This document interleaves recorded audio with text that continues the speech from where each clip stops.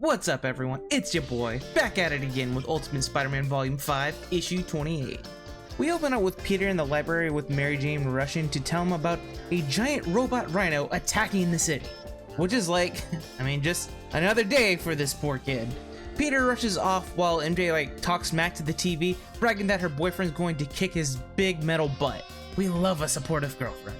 As soon as he's ready to leave, who should show up but our dear old Aunt May. She's here to meet with his teacher. Of course, Peter's teacher drags him into this as well. The audience and Peter are left to grapple with, which is more stressful for a teenager, giant robot rhino attack or parent-teacher conference. The teacher pretty much says that Peter is a joy to teach, but also says that Peter doesn't seem focused. As he talks, Peter is looking into the distance, which is just proving his point.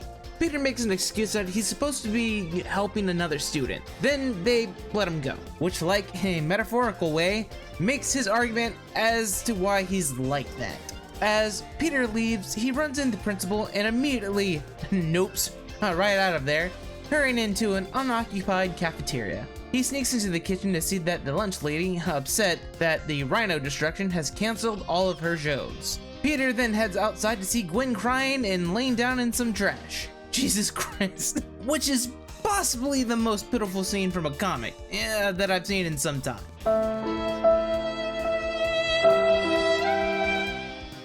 Pete is stuck with a tough decision. Does he stay to comfort his friend, or does he go stop the rhino as Spider-Man? Gwen thinks that her mom is going to leave. Her mom said, and I quote, "My life in this house sickens me. I hate the people life stuck me with." Ooh, Jesus Christ. Even if Peter says I'm not sure, he even has the time to unpack all of that, go directly to therapy. Do not pass go. Do not collect $200. Peter then tries, his best to comfort her, but he's ready to go and says that he'll hang out with her after school. As Pete leaves, MJ yells from the window, asking him why that he's still even here. Peter then asks MJ to go check up on Gwen and then ends up commenting that Gwen is a drama queen, which you can just tell is a response based on jealousy and, some resentment. Peter takes off and, of course, Flash chucks a football at the back of his head. Peter's response is to grab it and chuck the ball into the distance. That'll show him. Never mind, that just pissed them off more. And now they're chasing him. Pete, just give up on catching the rhino today. Life obviously does not want you there. When you have a bad day, give up. Go home and sleep. Finally, Pete gets away, dons the mask, and is ready to finally go stop the rhino. Only for Iron Man to beat him to it. Right here, I want to take a moment to talk about the whole Spider-Man responsibility thing. And the thing is, with being a superhero in New York, it totally makes sense that Peter feels responsible and has an obsession with trying to help people as Spider-Man. Totally get it. The comic so far has Spider-Man showing up when no one else has. The thing is, in the Marvel Universe, including Ultimate and in 616 especially, New York has tons of heroes in it. A lot. Daredevil, Luke Cage, the Avengers, the Fantastic Four. It's honestly ridiculous about how many superheroes are there. Deciding you want to be a villain in New York, of all places, is one of the worst career decisions that you could possibly make. Go to Maine or whatever. No superheroes in Maine. So, I mention this because I don't think Pete needs to always respond to these situations as if he's the only hero in New York. This isn't a Batman Gotham situation. Maybe Peter is meant to realize that now. And that's where issue 28 leaves off. It was a hilariously frustrating issue for Peter. Okay, now on to issue 29. It's a lovely day with our favorite news reporter, Ben Urich. He's at the bank getting rizzed up by a cute bank teller. This girl is telling him that he's a prince and that he's so brave for taking down the kingpin. Okay, go Ben. But before our Ben can score, he's hit by a never before seen spider cockblock. Spider-Man walks in and starts robbing the bank. Yep, wait, Spider-Man's robbing a bank! Man, dude had enough struggling working part-time as a high school student. But Spider-Man then yells for everyone to get down and asks for the branch manager. He then backhands him and then throws him through a teller window. Pete's lost his damn mind. Ben, of course, is studying this Spider-Man. But the scene ends here. We then jump to sometime in the future at the Bugle with Ben, Robbie, and Jonah talking about how, well, what the hell, Spider-Man robbed the bank. Only for Peter to be like, so I'm looking at my schedule from this weekend and I definitely didn't Spider-Man definitely didn't rob a bank. Well, Ben was there, so he saw firsthand how a bank robber Spider-Man moved. Jonah, as you might imagine, gets a little worked up about it all. Ben also brings up that it doesn't make sense that Spider-Man would, do this out of nowhere. Jonah ends up shooting back, saying people can absolutely switch up that fast. Like, why would a successful football player have all of a sudden end his wife? Oh, we're bringing that up, OJ. How long ago was this when this came out? Issue 29 was in October 16th, 2002.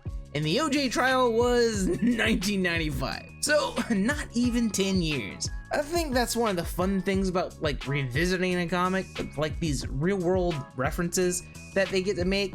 Dates the comic, but that doesn't really bother me. It makes me want to try and like read the Amazing Spider-Man from like beginning to end to get that same sort of vibe. We then cut to Peter taking the subway home. Too ashamed to slang on home because, as far as anyone knows, he's an evil, nasty bank robber. I agree with Pete. Sheesh, he really can't catch a break. Marvel's friendly neighborhood punching bag.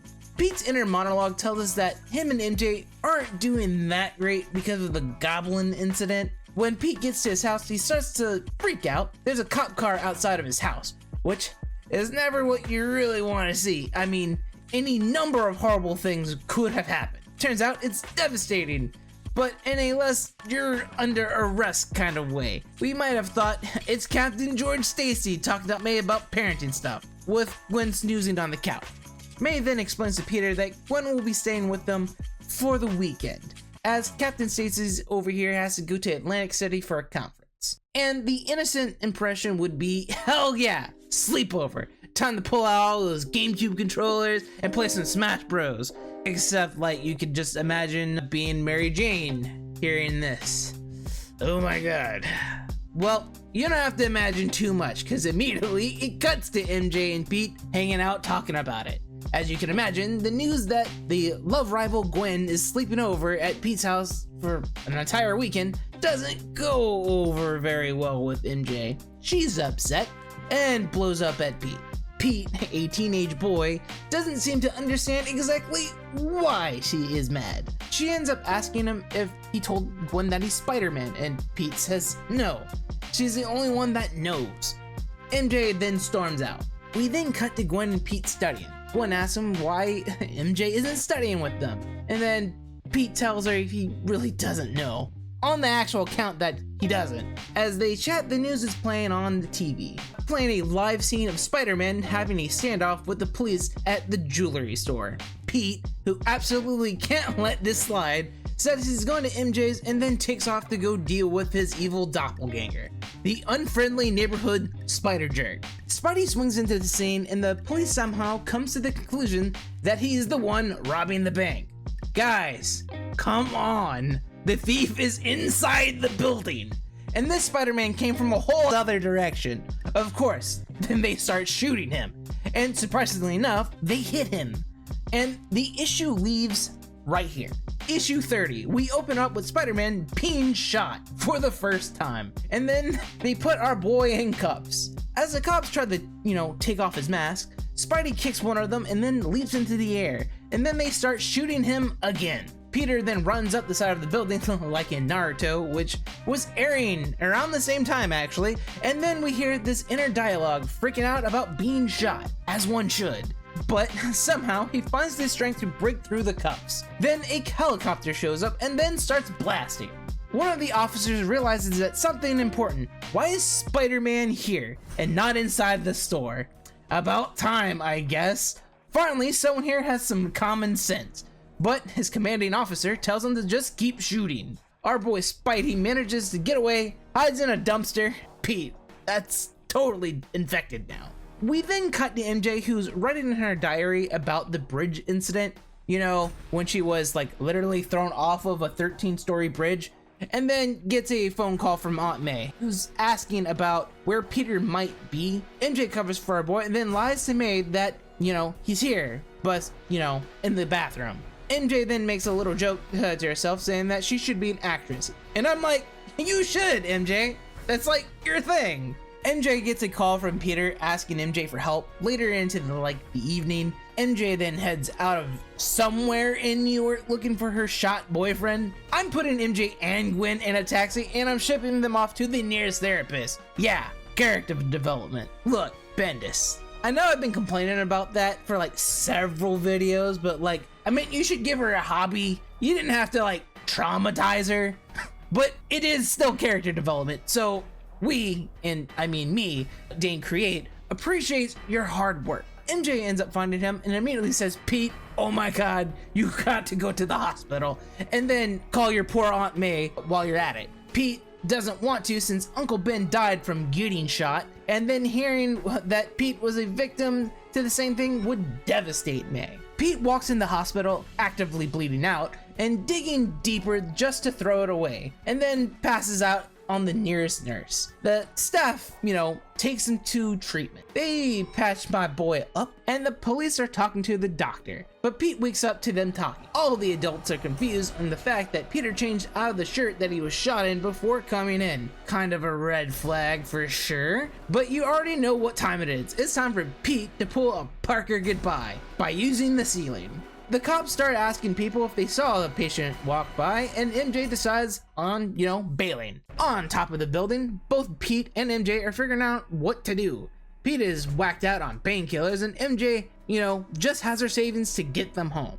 We then cut to Pete at home with May, asleep, and then, you know, waking up to check on him, who is, you know, fake sleeping. When May goes to bed, Pete then goes up to check the news to see Captain Stacy publicly denouncing the evil, nasty, stinky bank and jewelry store robber, Spider-Man. Now, for issue 31, we open up with Captain Stacy and two of his officers at the conference talking, when suddenly they're interrupted by an explosion. Oh my God, it's that menace Spider-Man, and now he's beating up the cops. While that is happening, Peter is still in class, sitting there with a day bullet wound. Dude, take the day off. You were shot. Fake a stomach ache or something. The teacher does eventually send him to the nurse's office because, like, I mean, just look at this guy. Peter goes to the locker and we get some Parker inner dialogue about wish he would have stayed home, but Aunt May would have checked him all over to see like what was actually wrong with him, and she definitely would have seen the bandages. Okay, valid, Pete. I got nothing. However, when he checks his locker, there's a letter in it with his name on it telling him to go to a black van and that they'll take care of that shoulder. Pete goes to check it out because, I mean, what's the worst thing that could happen? And his spider sense doesn't like tingle up or anything, so that's good. And our mysterious letter sender is none other than Janet Van Dyne, aka the Wasp. Hey yo, we got an Avenger over here. Well, they aren't called the Avengers here. Janet ends up telling him that Nick Fury sent her because he needs a doctor, revealing that the important detail that Nick is watching, always watching. Pete says he doesn't want Sam Jackson's help, which Janet presses, and then he's like, fine, help me. Janet, who apparently is a doctor in this universe instead of a fashionista, looks him over and he's healing nicely and questions him if he has a healing factor. Peter is just like, I don't know, man. I got bit by a spider and here we are. Janet then takes out an accelerated healing dose made from Peter's blood sample, but Peter's just like, excuse me? Why does Nick Fury have my blood? Whatever, this might as well happen. After the injected, Peter walks home with MJ and Gwen, with Gwen remarking about how much healthier he looks. Gwen doesn't believe Peter was sick and believes that it was a cover story for him and MJ hooking up. But we don't have time to unpack all of that, since there's another police car outside Peter's house. Peter freaks out thinking that something is wrong with Aunt May, but sees the two officers that were hanging out with Captain Stacy. Oh no. A stunned Gwen is given her dad's badge. Aw man, did they just kill off Captain Stacy? So, the death of Captain Stacy is one of those big story beats in the Spider-Man mythos that has like held up some sort of weight over the character's like decade-long appearances. It's not quite up there with like Uncle Ben's death and then like his daughter's death, but it's pretty impactful for, you know, the Amazing Spider-Man timeline. When it comes to the Ultimate Spider-Man as a series, a lot of Spider-Man's well-known story beats are like retold in a new, exciting way, but it also like trims the fat for like a lot of the Amazing Spider-Man series, or at least up until this point of like the early 2000s, which a lot has happened since then. Considering the hundreds of issues, if not thousands of issues, Spider-Man has had since it released. So like as a series, as a whole, it's kind of condensed, but also like remixes things, so it's not done in exactly the same way. Like how MJ was thrown off of a bridge instead of Gwen, but also survived, unlike Gwen. Anyway,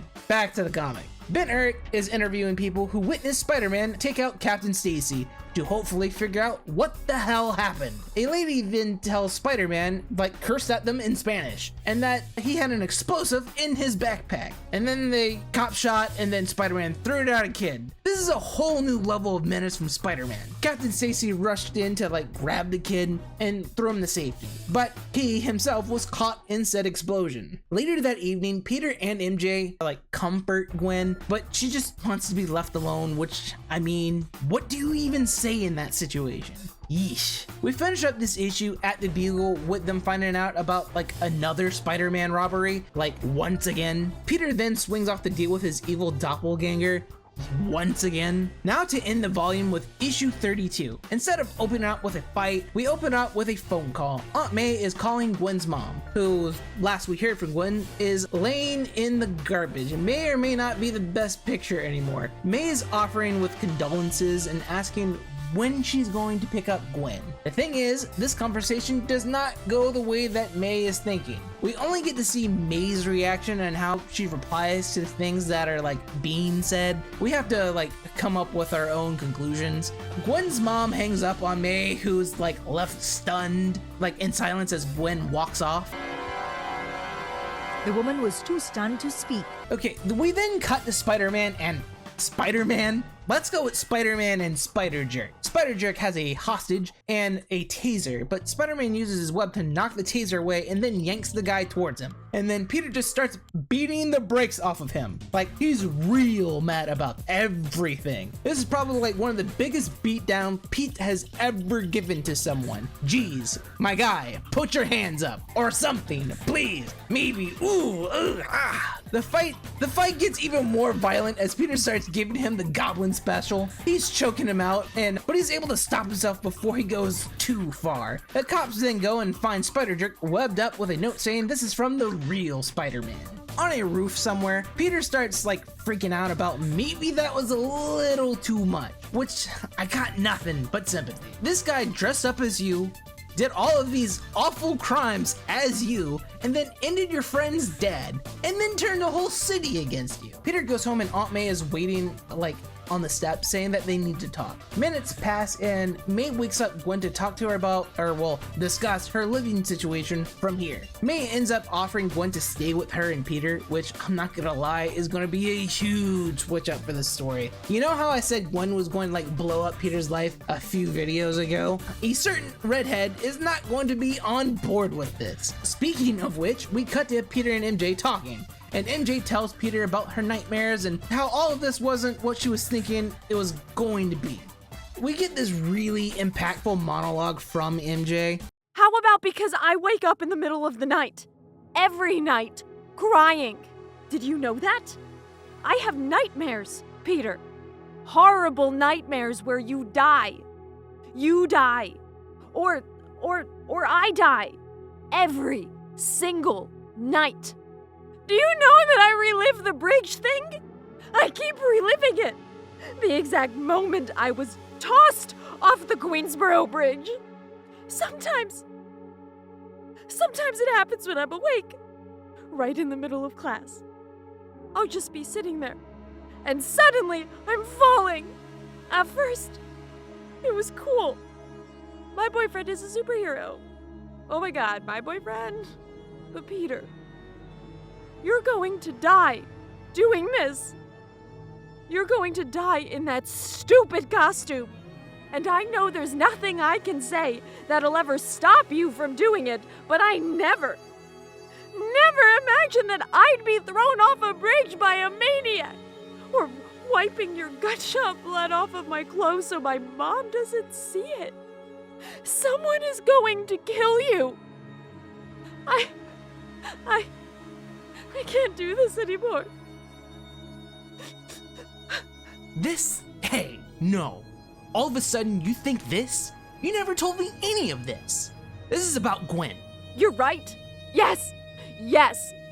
On top of the fact that our lives have become this nightmare that Spider-Man puts us through, on top of that, now you're living with this girl who's so pretty and interesting, and she's in love with you, Peter. No. She is! I'm not stupid, I know! God, her father just died. One has nothing to do with the other.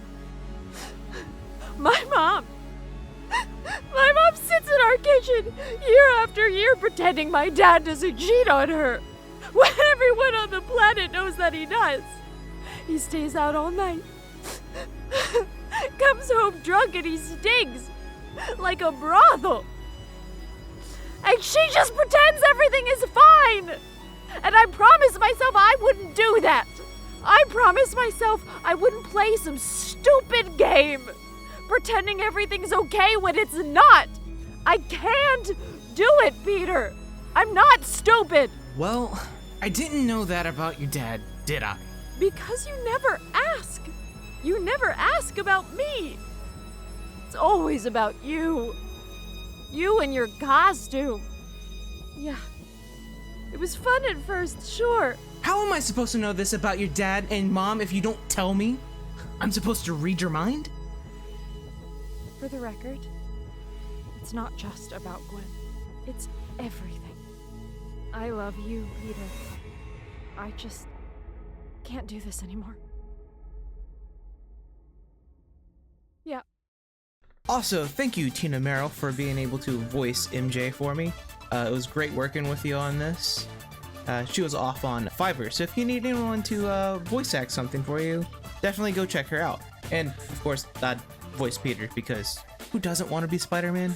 So, of course, this scene hits, and it hits hard. It took 32 issues to get, like, this thoughtful of a characterization for her, but she's definitely got it now. Peter, well, he thinks this doesn't make sense. She's never brought this up before now, and thinks this is just about Gwen. I think this is great writing for Peter. It's really realistic about, because he isn't emotionally mature enough to understand.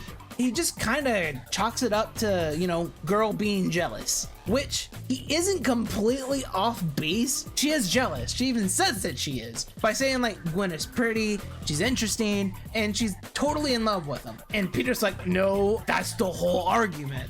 We get some further insight to, like, MJ's home life. And now my ass is left sitting here with the weight of all of it. I'm not gonna lie, this volume is great. It's better than what I thought it was gonna end up being, and to be honest, it lifted up the characterization and relationships developing together, alongside several characters resolving, the trauma from the last arc. All of that impacts this volume, and to top it off, they didn't need a big bad Spider-Man villain to, like, drive it forward either. For instance, I was 100% sure this was going to be like the chameleon being Spiderjerk, and I totally misremembered that. It's just a dude, some guy in a, like, Spider-Man costume who, like, somehow made webbing. How did he do that? A small thing that I like seeing is, like, how people, like, react to Ben Urich, like, talking about his article, which was done at the end of, like, volume 2, which is like 3 volumes ago, and we're still bringing that up. It's just, it makes it feel, like, really immersive, and, like, these characters' actions have, like, lasting consequences, and Ben just isn't going to just, like, let that slide. He's taking notes. The death of Captain Stacy is also, like, the first big impactful death since Uncle Ben. So I'm really interested to see how this affects Gwen and Peter moving forward. Also, we can talk about how Peter's been angry several times, but we've never seen him like this. That rage deep down, like, unleashed itself for, like, a little bit there. And with the next arc being Venom, it really makes you wonder. Yeah, that's probably gonna come up again, like, later on, like, Bendis's little, like, checklist. And yes, the relationship stuff with MJ and Peter is done super well here too. Surprisingly deep for, like, 2 teenagers, like, way over their heads dealing with stuff that they definitely don't got the emotional maturity to deal with, like lying in a dumpster with a bullet wound and bleeding out, or taking your mortally wounded superhero boyfriend to the hospital and acting like you don't know him and wondering if that's like the last time that you'll ever speak to him. Wild stuff. Of course, I know some people are going to see this and come to the conclusion that MJ is a bitch because she isn't fully supporting Peter and that she's selfish. Dude, they're like 15. Okay, and Peter has dealt with some crazy stuff, but like a lot of it, like outside of Goblin, has been his own doing thus far. He decided to go after Kingpin, and then he inserted himself in the Doc Ock / Justin Hammer feud, and because Spider-Man existed at all, Craven decided to, you know, get put on his show. What I'm trying to say is that like a lot of this drama is stuff that Peter kind of invited into his life. Of course, if he didn't, we wouldn't exactly have a story, so like it had to happen. I'm just saying, as far as MJ goes, she doesn't have to be on like the Parker Wild ride as long as like Norman is driving, I guess. And what I mean by that is that she can get off at any time.